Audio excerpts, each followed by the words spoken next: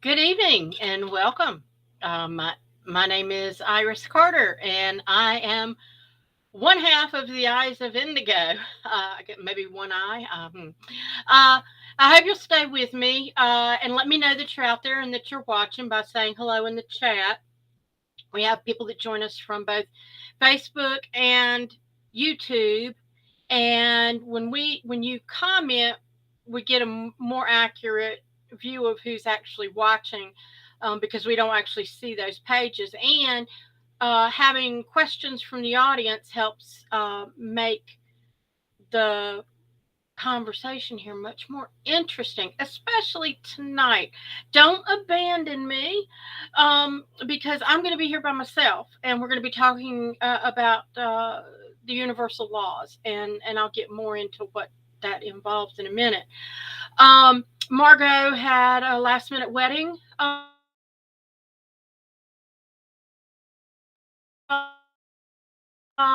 that she said, go ahead and do the topic on your own. And I'm like, ooh. So I'm doing my best, and hopefully it'll come through all right for you. Um, as I said, comment, say hello, let me know you're there. And um, also, and I hope my computer's acting a little funky, the internet's acting funky. So if I'm coming in and out, just say something. Hello, V. Good to see you. Glad you joined us, and hope you hang out. Um, let's see, and just like that, I'll show the comments from everybody so that the people who are on YouTube can see what the Facebook people are saying, and vice versa. Um, Remember that this show is live, so anything can happen, and it's being recorded so that you can go back and see our previous shows. And in fact, that reminds me, I have some wonderful news. And if you'll give me just a second, I will pull up my website. I want y'all to see. We have finally indexed all the. Let's see, let me share a screen here so you can see what I'm doing. No, no, no, no, no, no, no, no, no. I want a window. I want a Chrome tab. That's what I want. And I want this one. So I'm going to share this, and I need to put it up in the screen so y'all can actually see it. Give me just a second. I promise, or at least I hope, this is worth your wait. Let me make this full screen. Okay, this is my website. And on the website, I've got all kinds of stuff, including a blog that I started that talks about the podcasts, and the idea was to put each episode up in there with comments. And I got way behind on it, but that's my next project, is to at least start doing it again and then fill in with the ones I haven't done later. But that's how they get transferred over to iTunes and Spotify and other I lost my word, other dispersants. Okay. And then the Eyes of Indigo podcast directory is this searchable directory of all our episodes in numerical order, all the way to the upcoming shows that we have. And I know I'm going by, I've got it through September of upcoming shows, but it has Margot and I went through this together and came up with the keywords that we thought were important for each episode, as well as the title and the date it was presented. So if you're looking for a particular date, if you just hit your control button and the F button, your search will come up here. And so you could do psychic, and it'll highlight all the psychic relevant, all the programs relevant to psychic, whether it's psychic readings or we're talking about psychic things. So you can kind of go through that. If you're looking for a particular guest we had, you can enter their name, or like I said, the date. It would be easy to find. I know it's a lot of scrolling, but the search aspect of it, by using Control F, is hopefully helpful. And then I've got the links to the YouTube channel and to the Facebook page up here. And we're going to get this on Margot's site as well. So you can either, but for now, you can go to my site and then we'll get it on Indigo Answers.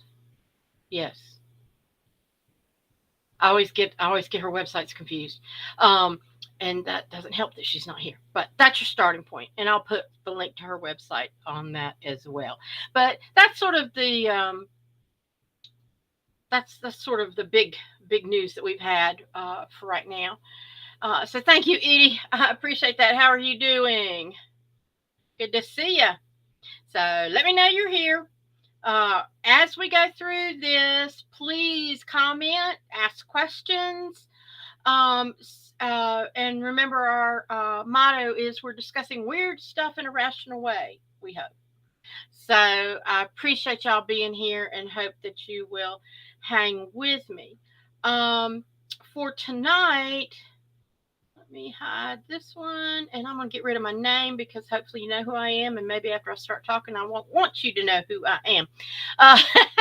Okay, so tonight's episode. Ah, darn it. All right, go back. This is what happens when you're producing and trying to talk at the same time. Yeah, I can pat my head and rub my belly at the same time, even, but this gets a little more difficult. Okay, so I'm going to put the solo on. Okay, tonight's episode is about the universal laws. And the blurb we came up with it was, ignorance of the law is no excuse yet. How do we learn about laws that are not written down or are not dictated by a recognizable visible source? So we're going to offer an introduction tonight to what the universal laws are and look closely at related spiritual laws. And so what I've done is I've done a lot of research and found resources, and we're going to talk about how the laws have been identified over time and some of the ways to look at what the laws are and what they may mean for you. So the laws, if we consider some of the different sources that we get for what universal laws are, and it's like, where do these come from? How do we get these? How do we know they exist? How do we know that somebody's not just sitting in the corner of their room and dreaming up this stuff and throwing it at us and going, woo, these are yours and you need to follow this to be truly spiritual? Yeah. So you have to use your own intuition on how you want to accept these and what works for you, and at what step you're at in your spiritual progression. So you can't, I don't think that there is a single correct, right answer. I don't think that would be fair, and I'm certainly not the authority to say that. And I also think that when we are connected with the all that is, especially after we transition, we get a whole new perspective of what is out there and what it really all means. But as we evolve, especially as we're going into 4D, 5D, if we can get some of the rules and regulations that maybe we've hung on to for a long time that were man-made, I think it helps open your eyes and helps move this forward.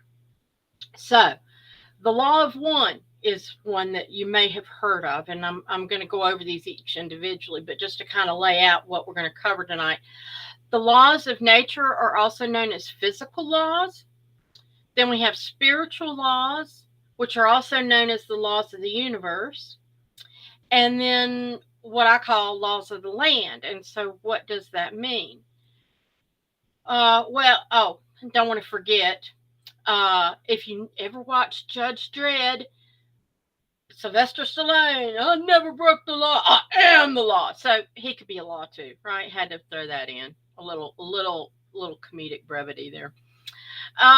So the law of one was has come about, material that was gathered through channeling sessions with Ra. Ra is what they channeled, and Ra is not a who, but rather it is their words, not mine, sixth density, sixth density social memory complex formed on Venus 2.6 billion years ago. In other words, they're like these beings that are just under the all that is. They're up there with the beyond like angels and stuff like that. They are a committee, and it's a collective consciousness that, like I said, has been going for billions of years. And they said that they had previously channeled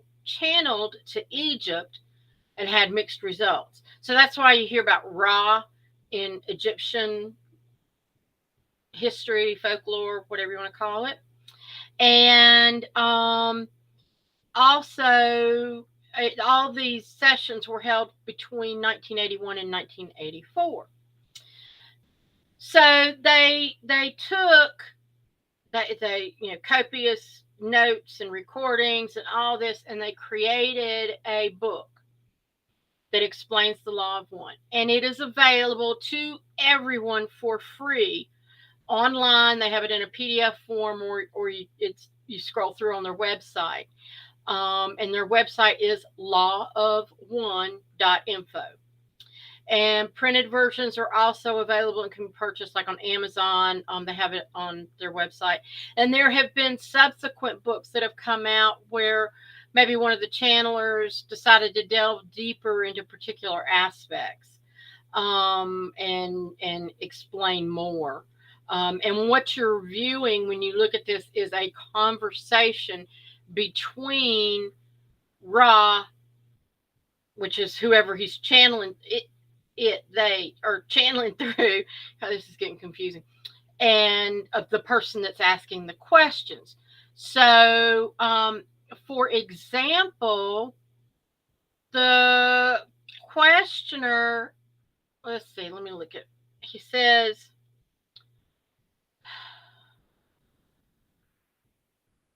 I'm looking at it.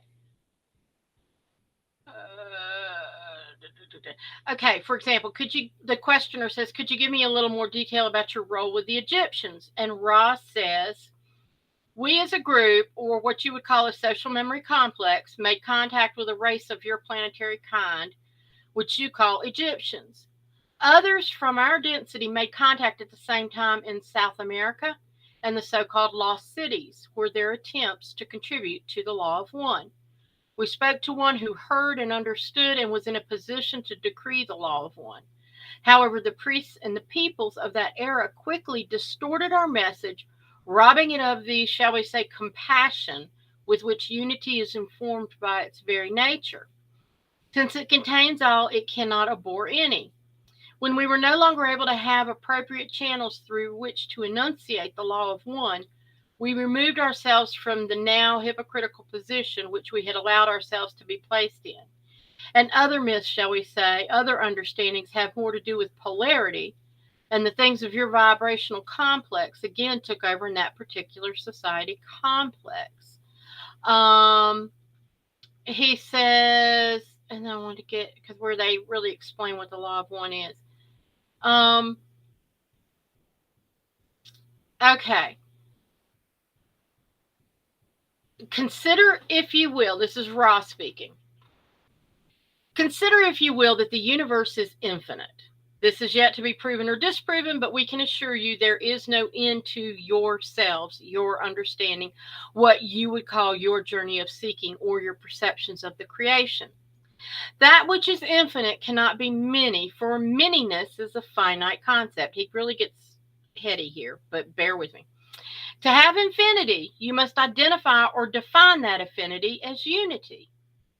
Otherwise, the term doesn't have any reference or meaning. In an infinite creator, there is only unity. You have seen simple examples of unity. You have seen the prism that shows all colors stemming from sunlight. This is a simplistic example of unity. So sunlight is all the colors, but we see all the colors because of the prism. So you wouldn't have individual colors without the one, right? Okay. So think of us as individual colors. Woo. Okay. In truth, there is no right or wrong. There is no polarity, for all will be, as you would say, reconciled at some point in your dance through the mind body spirit complex, which you amuse yourself by distorting in various ways at this time. This distortion is not in any case necessary. It is chosen by each of you as an alternative to understanding the complete unity of thought which binds all things.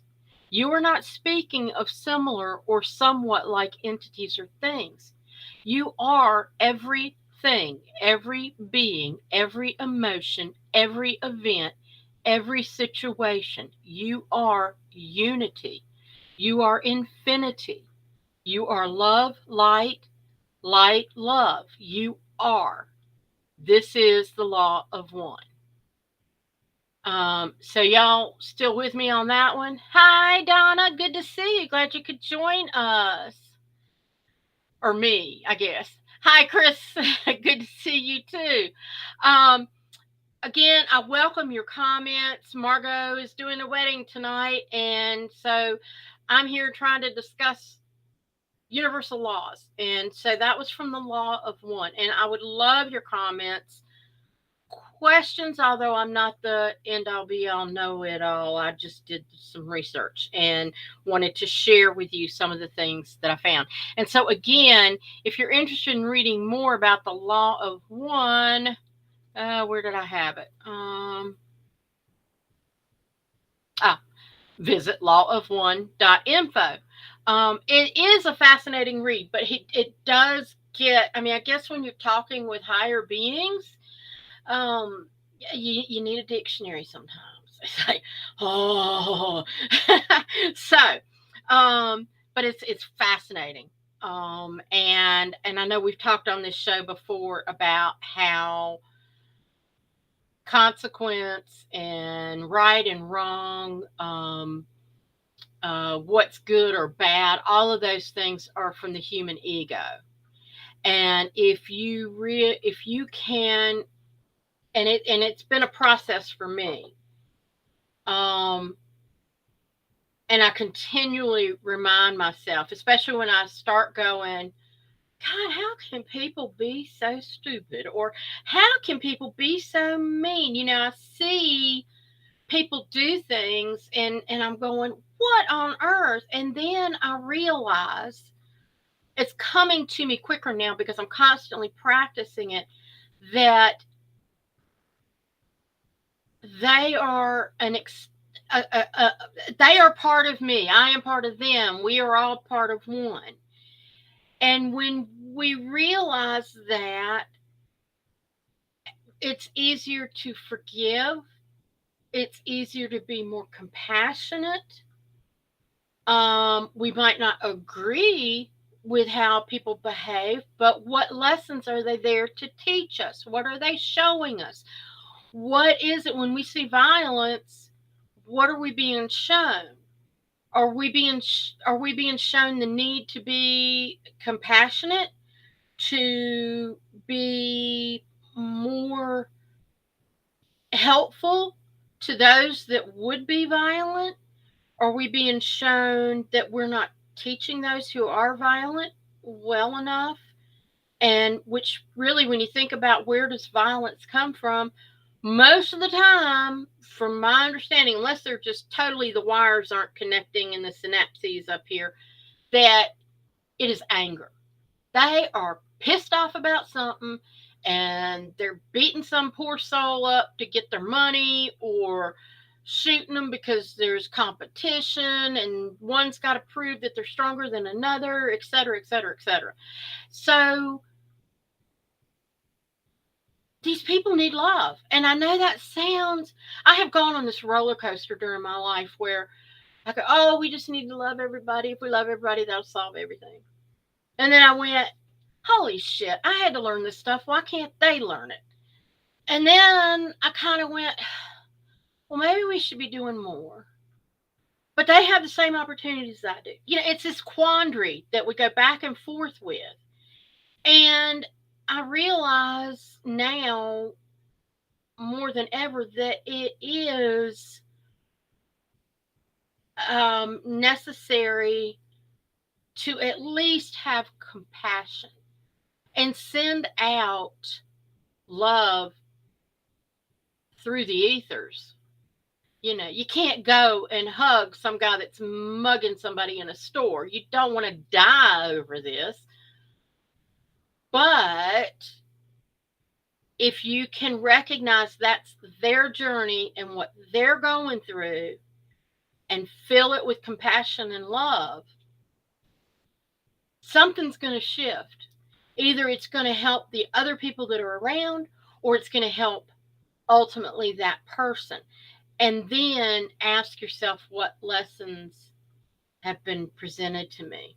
Donna says, I think the natural law is the principle of truth governing both physical and non-physical dimensions. That's a very good way of putting it.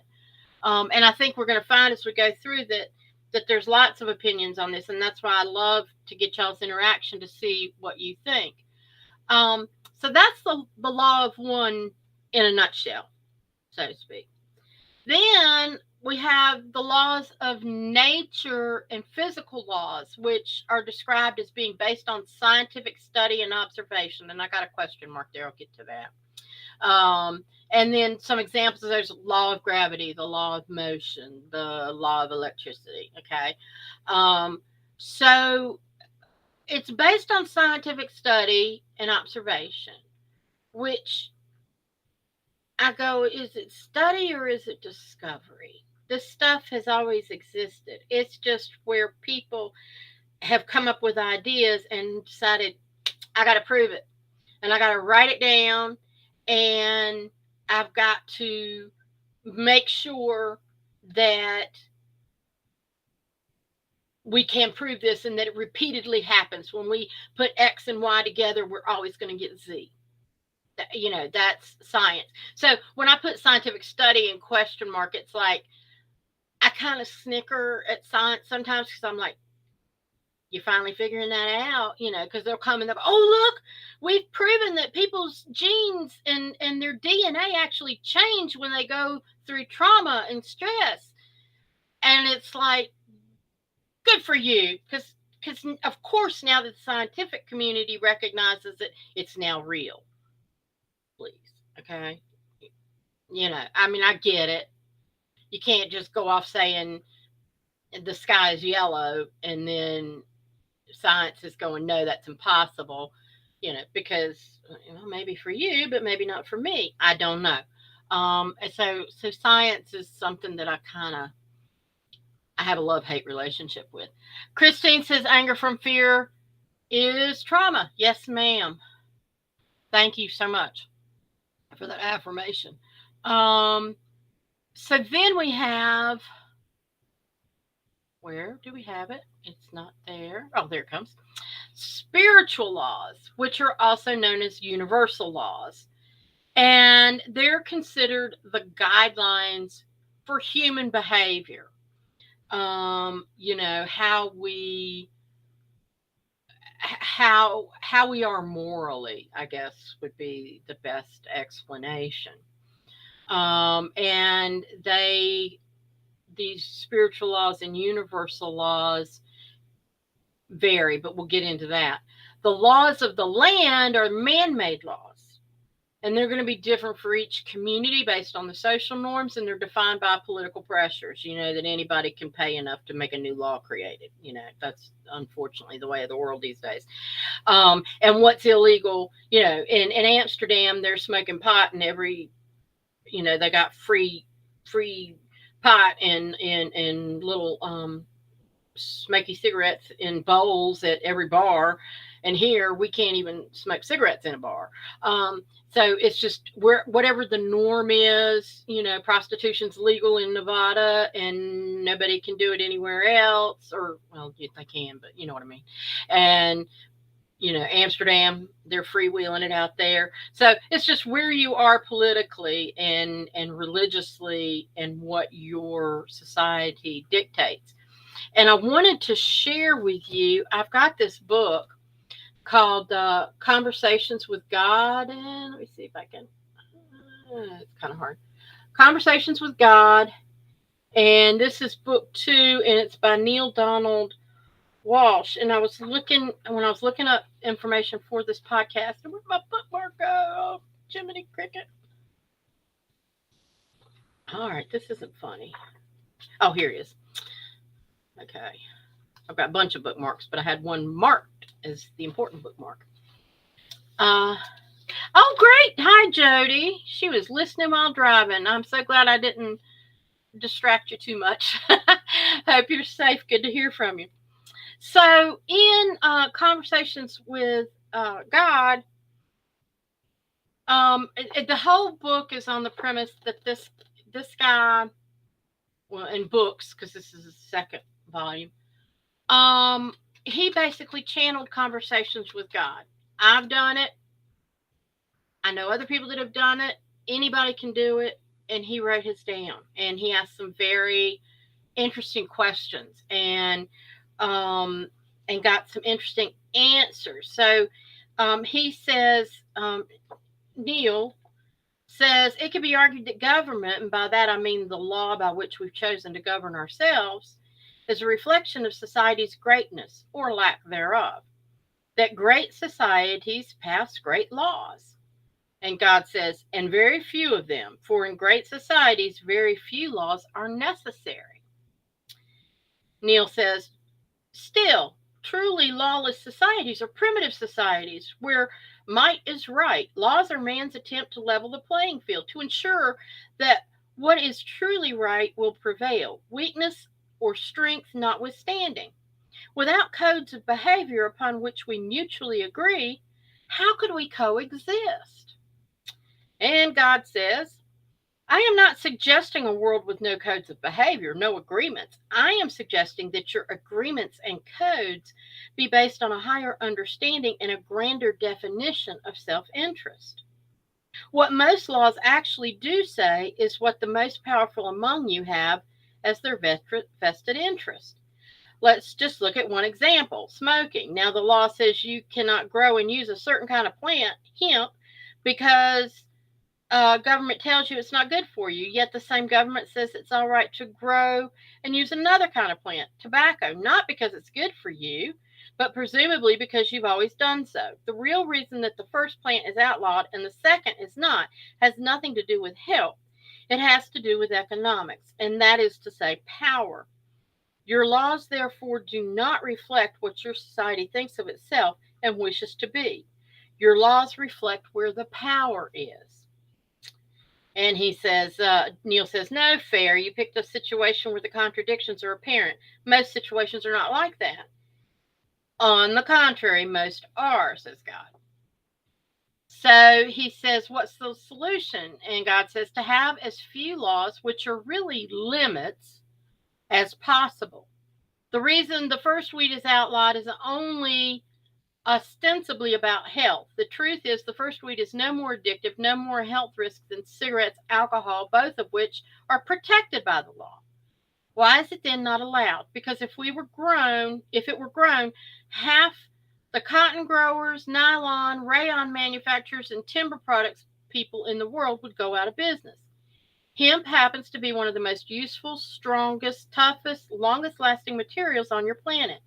You cannot produce a better fiber for clothes, a stronger substance for ropes, an easier to grow and harvest source for pulp. You cut down hundreds of thousands of trees per year to give yourself Sunday papers so that you can read about the decimation of the world's forests. Hemp could provide you with millions of Sunday papers without cutting down one tree. Indeed, it could substitute for so many resource materials at 1/10 of the cost. And that is the catch. somebody loses money if this miraculous plant, which also has extraordinary medicinal properties, incidentally, is allowed to be grown, and that is why marijuana is illegal in your country. It is the same reason you have taken so long to mass produce electric cars, provide affordable, sensible health care, or use solar heat and solar power in every home. You've had the wherewithal and the technology to produce all of these things for years. Why then do you not have them? Look to see who would lose money if you did. There you will find your answer. And and I have heard that myself so many times and seen it in today's society. Why can't they cure cancer? Look how many doctors would be out of business, and the pharmaceuticals and all that. And those companies in turn create the laws and the AMA guidelines and blah, blah, blah. It goes on and on and on. So, but yet we have to live by these laws. And what we have to be careful of is how our politicians craft the laws and how they go with or against our society's needs, and how they go with or against our spiritual growth, um and why we're allowing these things to happen. I mean, it's a conundrum, I know that. Not that I have any particular answers, but it's interesting to see some of the same themes repeated in multiple resources. And so, and these laws do affect us. Um, the universal laws, or spiritual laws, I got this from a website that was called Abundance, www.abundancenolimits.com. And they had an article about 33 spiritual laws of the universe. And the first 12 were, let's see, the laws of nature, physical laws, etc. Okay. Spiritual laws of the universe, or universal laws, are guidelines for acceptable and unacceptable human behavior. They tell us how our behavior affects lives and act as principles of right living. Just like physical laws, the universal laws do not differentiate between rich, poor, the young, and the old, men, women, or the powerful and weak. It applies uniformly to everyone and acts as a way of providing justice and fairness in this world. They were first listed in and I'm not sure I'm going to say this right, but they were first listed in the book, The Kybalion, Kybalion, Kybalion, published in 1908. It's a Hermetic philosophy, details 7 laws of the universe. Later on, other authors published their versions over the years. And in 1998, Norma Milanovich and Dr. Shirley McCune came up with the book, The Light Shall Set You Free, and expands on the catalog of universal laws and lists 12 fundamental laws and 21 sub-laws. Put together, they're the 33 spiritual laws of the universe. So a little bit of a twist. The initial 12 laws are 1, the law of divine oneness. And I want to make sure, because I'm trying to watch comments and all at the same time. Okay. Okay. The law of divine oneness. So we just talked about the law of one. And this includes people, things, thoughts, feelings, and actions according to the law. These are intertwined. So they did list that as the first one. The law of vibration. Everything in this universe is energy, and it moves and vibrates in a circular pattern. And this includes things that are tangible and intangible. So what we say, think, believe, or do has a vibrational frequency. And the law says that our vibrational frequency can be raised or lowered based on our physical and emotional actions. This explains why two people in similar positions have diverse experiences in life. And that it is because their vibrational frequencies differ. And the one with higher frequency naturally has a better life experience. So you want to raise your vibrations high, go with positive thoughts, good deeds, constructive emotions, such as kindness, compassion, affection, appreciation, enthusiasm, gratitude, humility, and warmness. And that's what we're trying to do when we raise our vibration to be able to move into 4D and 5D existence. And that's how um, I heard years ago, that reminds me, years ago I was told that, or heard, or read, or something. When people die or transition or pass on, however you want to put it, that if when we pray for them or when we think of them and lift them in the light, so to speak, that we are actually helping raise their vibrations so that they can progress on the other side, because there's ways to move up there as well. And so in a sense, we're helping raise their vibration just like we can raise our own vibration here on earth through our positive thoughts and actions. And it just feels better, doesn't it? So the next one is the law of action, closely associated with the law of attraction. This law tells us we need to align our actions with thoughts and feelings. In other words, follow through our emotions with inspired actions. And only that can lead to manifestation. So, if we think or feel something, and, you're not going to get anywhere if you don't take the first step. You can think all day about owning your own business, but if you're not doing anything to put the stuff together to create your own business, it's not going to happen. Nobody's going to come in and do it for you. The law of correspondence, as above, so below, as within, so without. So this means that all things in this universe follow a pattern across all dimensions or realms. That is, the laws that govern the physical world have parallel or corresponding laws in the ethereal world. So on a more personal level, you can interpret it as our life is chaotic because there's chaos within us. When we feel our life's going down the hill, it is the direct impact of the negative emotions we're experiencing. The flip side is we get to control what's happening in our physical world by keeping a tight rein on our emotions. And I know we've discussed that as well. And you can use that lovely guide to find it on my website. But we all know the people that sit around and just go, how come everything goes wrong for me? Nothing ever goes right. And I'm going to clear that language for me because it does not apply. There has been a time where I have said that, but I've learned not to say it anymore because I'm just inviting more bad stuff in to happen. And so we can cause we can create our own devastation if we don't think that there's any other way to see the outcome. The law of cause and effect. Got my glasses on upside down. This law emphasizes the relationship between the physical and ethereal worlds. That's how our actions impact our emotions and vice versa. So very close correspondence and cause and effect. The effect is not evident immediately, but at a later stage. And they're bound to come back to us. In the law of compensation, you reap what you sow.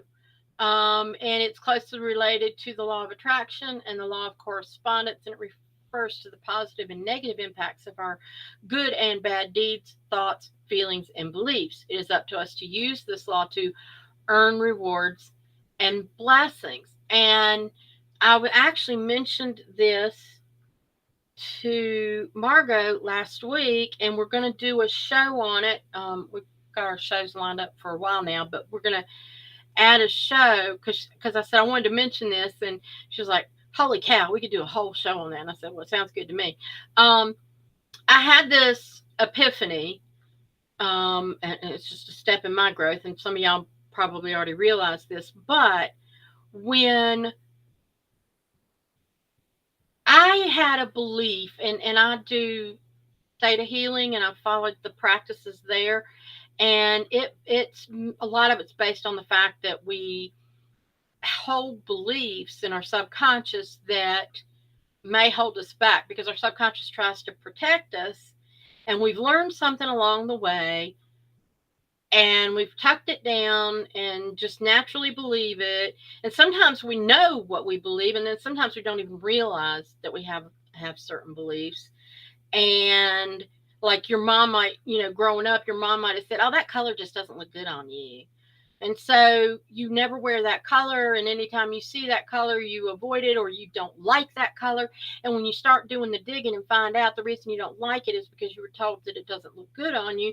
And then you find out, well, it does look good on me. What's the problem here? So you have to pull that old belief because it's no longer serving you and replace it with a new belief that like you're actually able to choose what colors enhance your physical being, and that you know how to do that and those types of things. So in this, um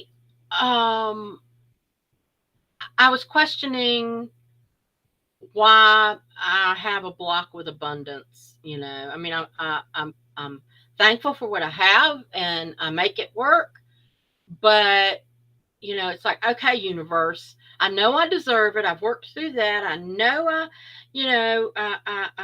I'm part of the universe and there's plenty of abundance for everybody. And I'm just ready for my little piece of the pie. And then I got the message along the lines of, have you earned it? And I'm like, where?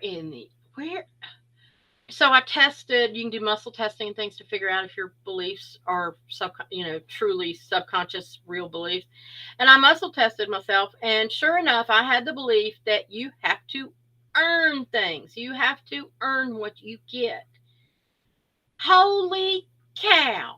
I worked on that and got rid of that because earning is a judgment call. It's ego based. What did you do to earn that? Do you deserve it? Did you earn it? How'd you get that? We throw these words out all the time at people. Well, how come she got that? Wonder. How did she climb up the ladder so fast? Yeah, but she had to work for that. I guess she earned what she gets. Those kinds of things. And it's like, I don't have to earn and deserve because those are already divine gifts. And we have a divine right to have abundance.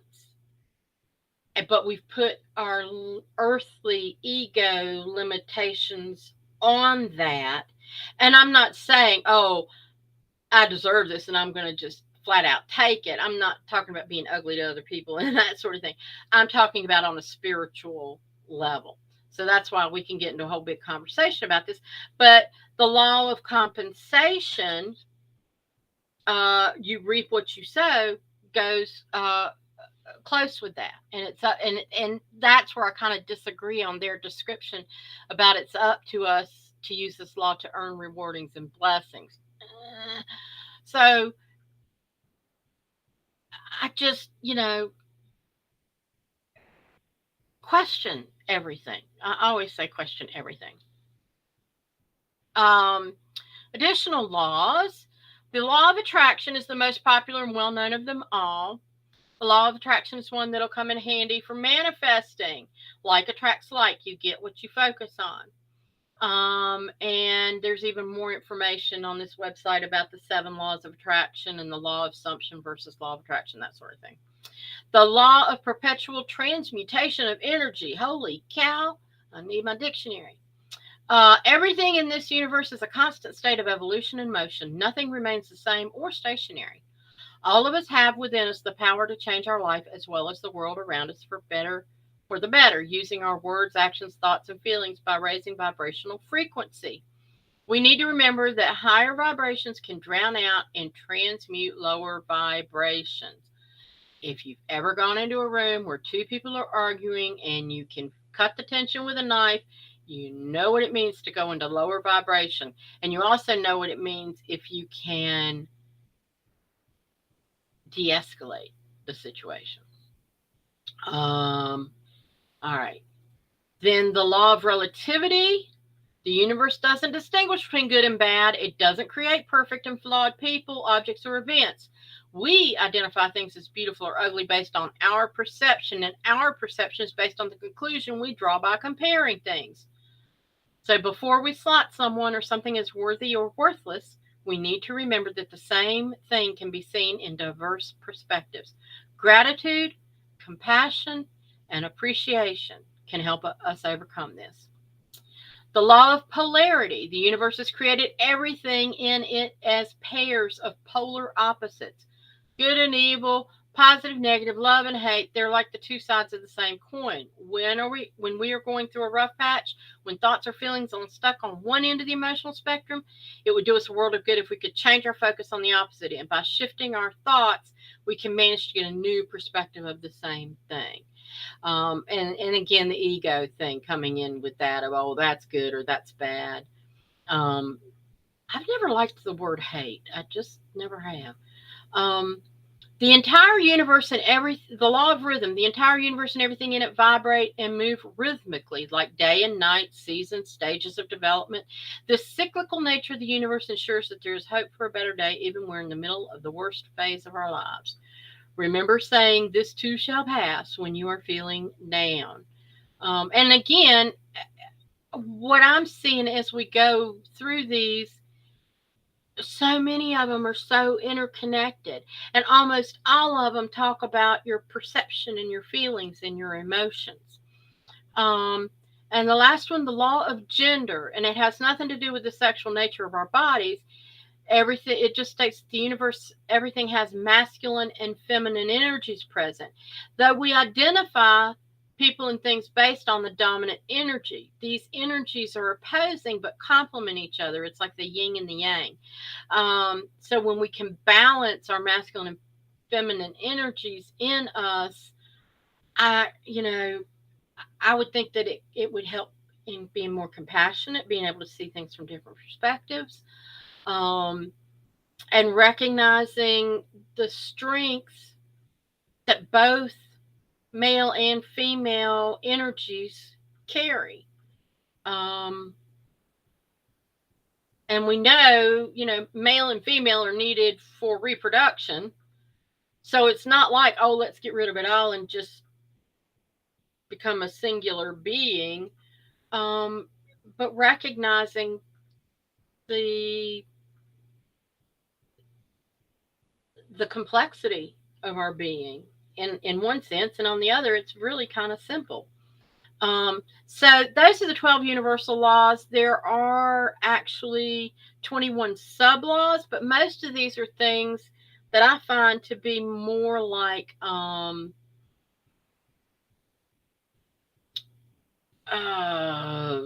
virtues. And so I want to go on to the next description. Well, where did I do with? Oh, I know where it is. Wait a minute. All right, let me show this. I'm gonna hide that and turn it. Okay, so the laws of the sixth plane. This might be new to some of you. See if I can get the glare off of this. No, that's the wrong one. Jeez. Let me see if I can hold up the right book. How about that?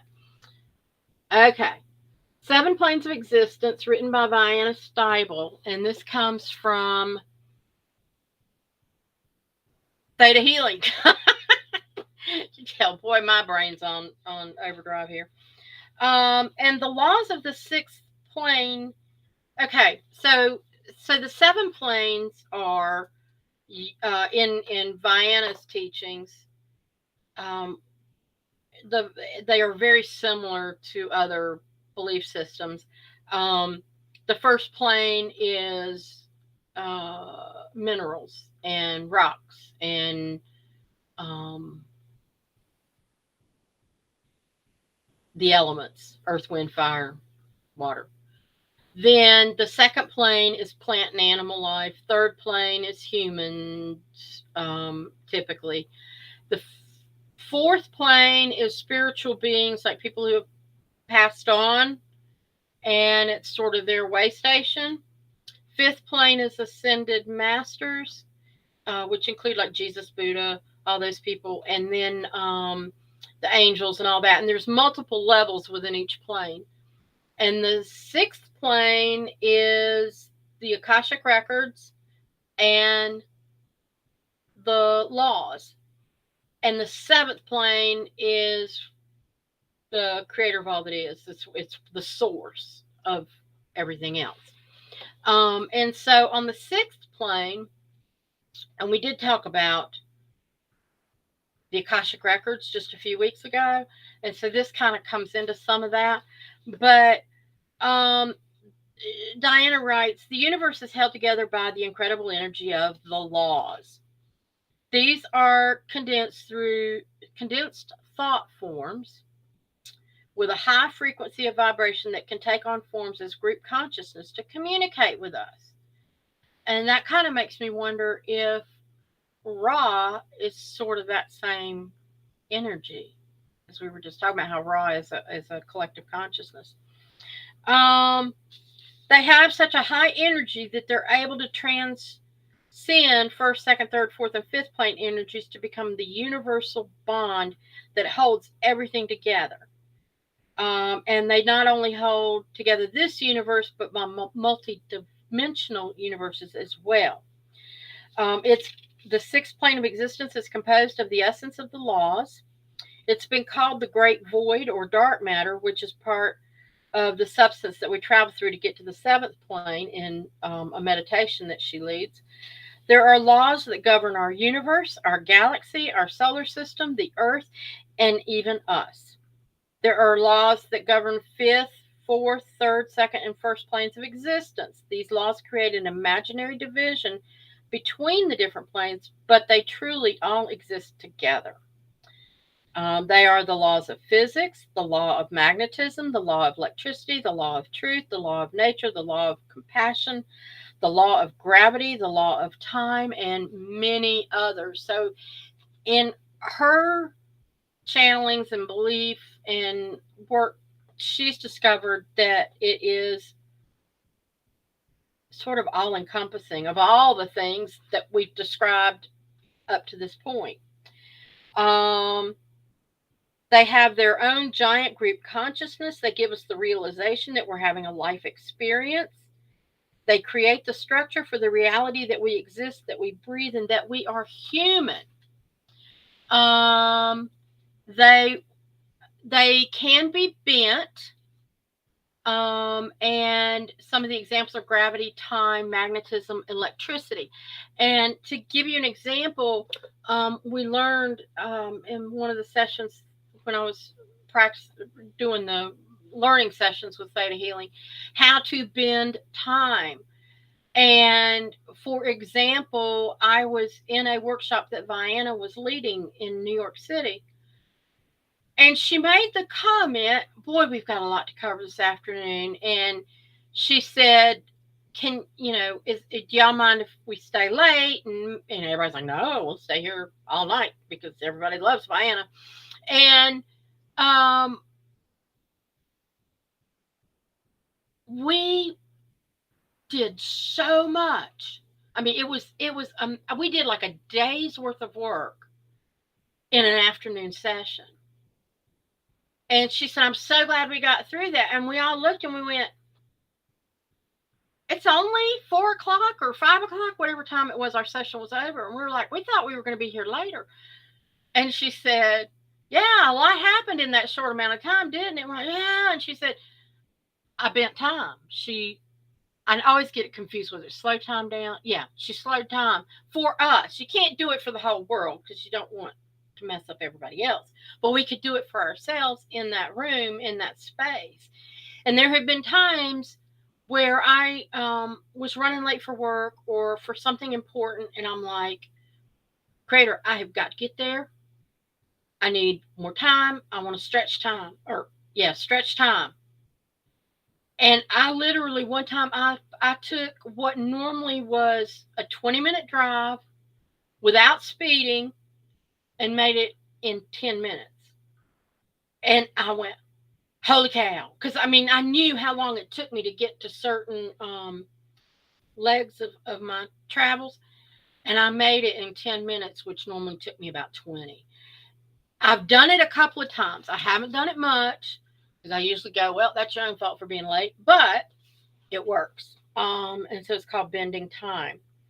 Um, let me go over here. There have been people over time have received information to help humankind vibration ascend. And when you think about some of these masters that have helped us, um, people such as Plato, Aristotle, Leonardo da Vinci, Galileo, Newton, Tesla, Edison, and Einstein were all born with the ability to channel information from the laws. For instance, Tesla channeled the law of magnetism and the law of electricity. When Galileo proposed that the earth was round, his ideas were not very popular and many people made fun of him. The church told him he had better change his mind because the earth was flat. But he was sure it was round. The inspiration came from the intelligence of the laws. Healers who use laws of the sixth plane of existence will do healings with tones, colors, sacred geometry, or geometric shapes, numbers, or numerology. And sometimes they get kind of bogged down when they're asking the laws for help. And it's like they'll get all wrapped up in all the technicalities, and you can bypass that and just get the information you need.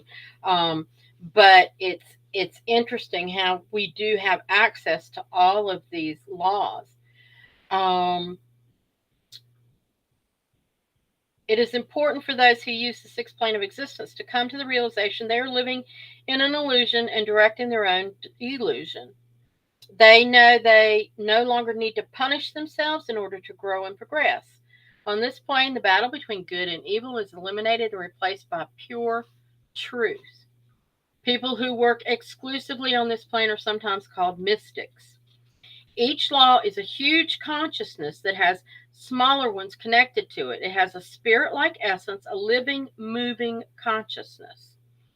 You should never permit or ask for the complete existence essence of a law to come into your space or into your body, as this can cause problems that are best avoided. The human body is too fragile. You can invite a law to speak with you, but it's up to the law whether and when it accepts the invitation. Um, and then there are various principles and that sort of thing. But the law of truth helps you throughout your life. And the law of compassion, um, it is through complete passion. It is through compassion that you reach the creator of all that is.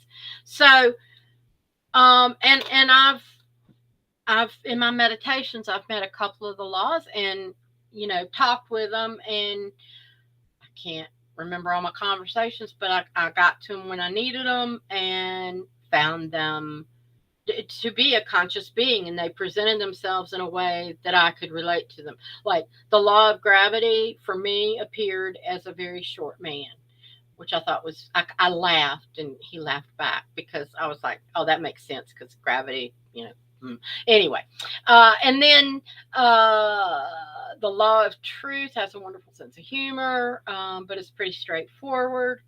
And I even had a friend meditate with me because she said she had never gotten to see the law of truth. And I said, well, let me take you. And she meditated with me, and I took her to the sixth plane, and she was talking to the law of truth while I was talking to the law of gravity. I was just kind of walking around the Akashic records and chit chatting, and she had her conversation with the law of truth. And when she came out of the meditation, she was absolutely amazed at that she hadn't thought of doing that on her own. And I was like, well, you ask and you get.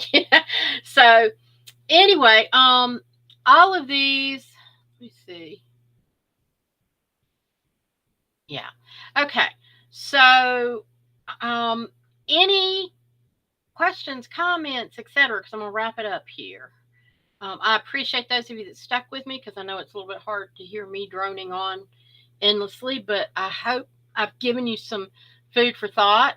And I like seeing how all of these different sources intertwine, even though they may contradict each other a little bit, there's a line of truth, haha, through all of them. And I think that you might get a lot more if you go through and look at some of the resources that I posted.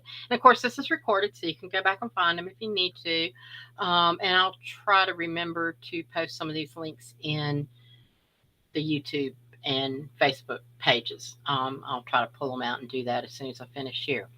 Wanted to show you what we've got coming up for August. 9:30 Wednesdays, and on August 3rd, we're going to talk about looking out for number one, which means you taking care of yourself. We're going to talk about some of the aspects of that and how to do that. And then psychic readings are back. We're trying to do that once a month. So you bring your questions and we'll connect with you and see what answers we can come up with for you. August 17th, Jose Mora is with, I'm not going to butcher that name, Slazo Kamadi. He lives in the Greensboro area, and he's got this wonderful sacred space. They have events, prayers, meditations, rituals, all kinds of things, and it's mainly anchored in Hispanic beliefs, but also very spiritual beliefs. And so I'm going to get to meet him. Margot already knows him, but he's going to be our guest on the 17th, and so we'll be learning more about him there. But he's really doing some wonderful, wonderful things. And then August 24th, we continue our series on chakras. We were debating that issue last week, or the last chakra conversation, about how we say chakras, but it really should be chakras. And we're going to talk about orange, the orange, navel orange, because that's about where it is on your body. In the navel, Navel, but then there's anyway. Yeah. The belly button. So then August 31st, the third part in our series of honing your intuition. We've covered the ethics and practices, and then we've covered some of the early discovery, and now we're going to take you a step further in that. So if you haven't seen the first two parts, please go back and look at them if this is something you're interested in, and then catch yourself up. So with that, I think I'm going to have to say goodnight. And I so thank y'all for being here and for keeping me company and listening to what I have to say. And I wish you all a beautiful week and much love and kindness and abundance. Namaste. Thank you, Edie.